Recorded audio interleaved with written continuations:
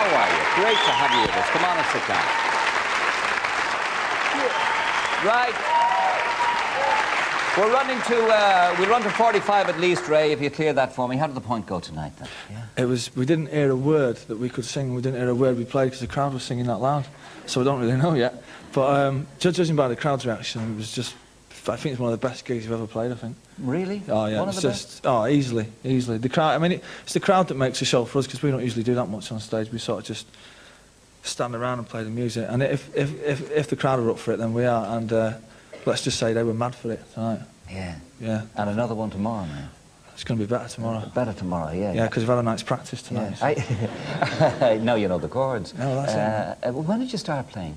I started messing about when I was about 6, so I'm told, I believe. Seriously, when I was about 13 or 14. Got your first guitar?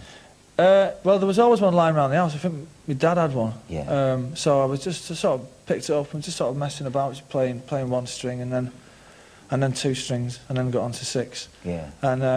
And then started taking it seriously as well. You see, I was useless at everything else, so I thought this is the only thing that I'm good at. So I just decided to take up the guitar as a career move. Yeah. And did you learn from a book, or did you get No, lessons? I'm left-handed, so I should play guitar left-handed, but I play it right-handed. Yeah. I can't read or write music. I can't even spell my name, to be quite honest.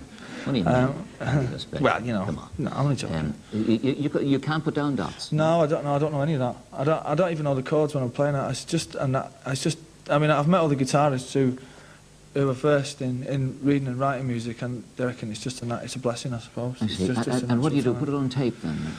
Yeah, just stick it onto like little tape recorders and just play it back until I'm happy with it, and then deliver it to the chaps. Right, and they put the dots on it. Yeah, well, Christa Berg does the same. Does he? Yeah, he does. He says he bangs it. He can't annotate the music. So there you are. Sorry for mentioning that name in the same sort of context, but there you are. He does pretty well.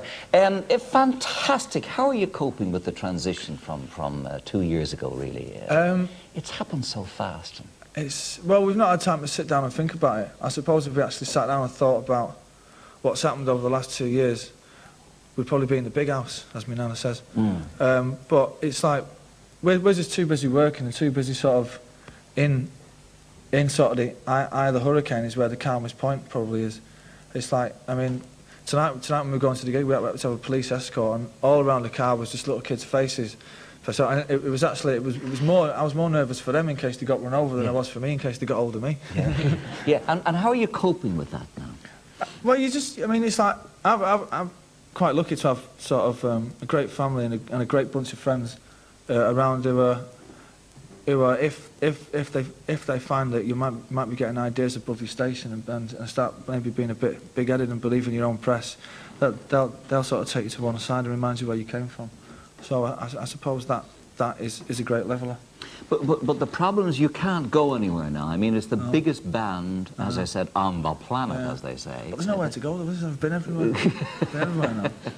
Do you have to have bodyguards? Do you have to have people around you all the time? Actually, I actually gave mine the slip the other night, and I went out for a drink on my own in Dublin. He was most nervous. Yes. But well, see, the thing is, I think anyway, that if you go out and you make a big deal about all going out together, and there's hundreds of you, you're gonna sort of make a big scene. And like, I mean, I went out the other night.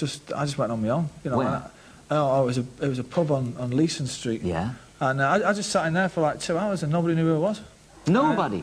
Well, the barman did, but I made him promise that he wouldn't say anything. So I put some of his mates on the guest list for tonight. I said, "Come on, mate, just let's have a drink." Yes. And you bought him off, in other words. I did. Yeah, I bribed him. Yeah. Bought him off. And nobody recognised you. No. Well, a few people did, but there was like thinking, it can't be him. He can't be here all on his own. So they were just going, nah, he must have looked like him. Yeah, drinking a pint. Yeah, that was it. Great, great. Yeah. The only reason you're on the Late Show, of course, is because your mother.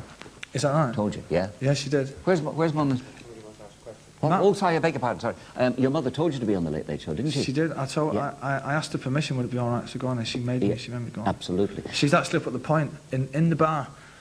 At the moment, still. And where's young Liam? Where would he be at the moment? Liam will be in the after show party, Yes. holding court, and the rest of the band will be listening. And Liam will be doing all the talking. Yes. And here am I working. Yeah, that's right. Don't worry. As your mother would say, you'll get your reward in heaven. God will reward you for coming to the Late Late Show. There's no doubt about it.